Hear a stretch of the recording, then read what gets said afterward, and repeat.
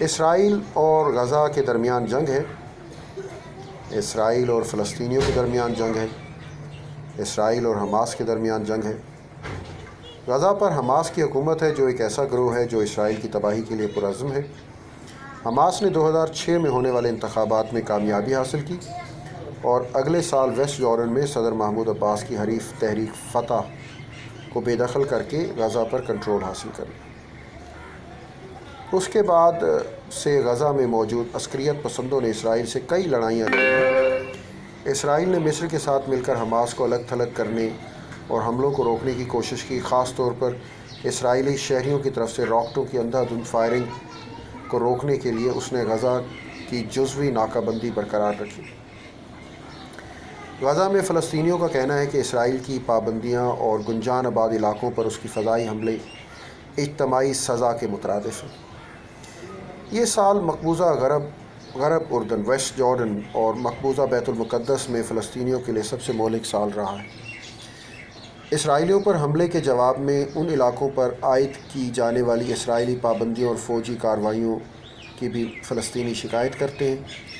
یہ کشیدگی حماس کے تازہ حملے کی وجہ سے شاید یہی کشیدگی حماس کے تازہ حملے کی ایک وجہ ہو سکتی ہے، لیکن یہ عسکریت پسند عام فلسطینیوں میں اپنی مقبولیت بڑھانے کی کوشش بھی ہو سکتی ہے، جس میں یرغمالیوں کا استعمال کرتے ہوئے اسرائیل پر دباؤ ڈالنا چاہتے ہیں، اور یہ بھی ایک وجہ ہو سکتی ہے اپنی جیلوں میں تقریباً 4500 اور اسرائیل پر دباؤ ڈالنا بھی شامل ہے کہ وہ اب اسرائیل کی جیلوں میں 4500 فلسطینی قیدی ہیں، تو وہ یہ بھی ایک بیٹ کر رہے ہیں کہ آپ ہمارے 4500 جو ہمارے قیدی ہیں اسرائیل کی جیلوں میں وہ آزاد کریں۔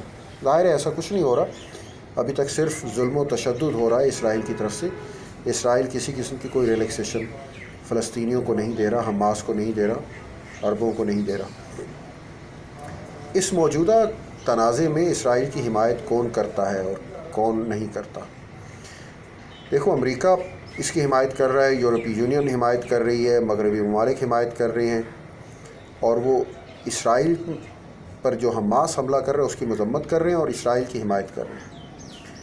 امریکہ اسرائیل کا سب سے قریبی اتحادی ہے اور یہودی ریاست کو $260 ارب سے زیادہ کی فوجی اور اقتصادی امداد دے چکا ہے۔ اس نے حماس کے حملے کے بعد اضافی ساز و سامان، فضائی دفاعی میزائل، گائیڈڈ بم، گولہ بارود دینے کا وعدہ بھی کر لیا۔ اس نے اسرائیل کے دشمنوں بالخصوص لبنان کی حزب اللہ تحریک کو جنگ میں دوسرا محاذ کھولنے سے روکنے کے لیے مشرقی بحیرہ روم میں 2 طیارہ بردار جنگی بحری جہاز بھی بھیجے۔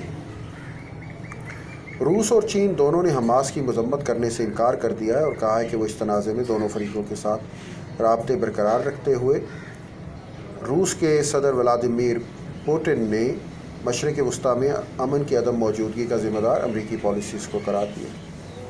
ایران اسرائیل کا سب سے بڑا دشمن ہے، حماس کے ساتھ ساتھ حزب اللہ کا کلیدی حمایتی ہے، جس کے عسکریت پسند حماس کے حملے کے بعد تقریباً روزانہ اسرائیلی فوج کے ساتھ فائرنگ کا تبادلہ کرتے ہیں۔ امریکا، ایران یا انٹیلیجنس کے فقدان غزہ پر ممکنہ اسرائیلی زمینی حملے کو کیا چیز روکے ہوئے ہیں؟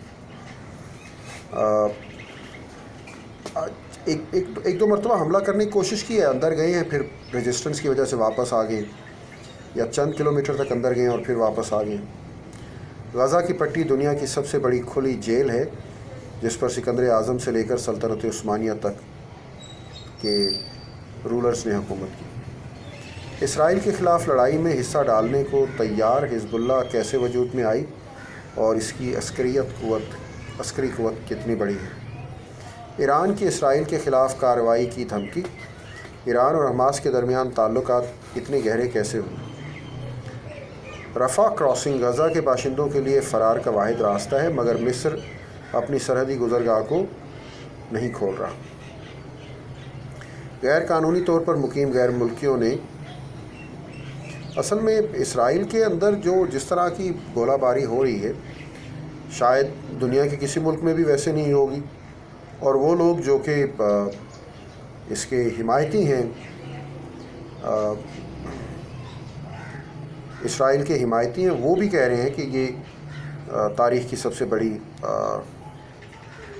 جنگ ہو رہی ہے، گولہ باری ہو رہی ہے، ظلم و ستم ہو رہا ہے، اور اس کو روکنا چاہیے، بہت جلد روکنا چاہیے۔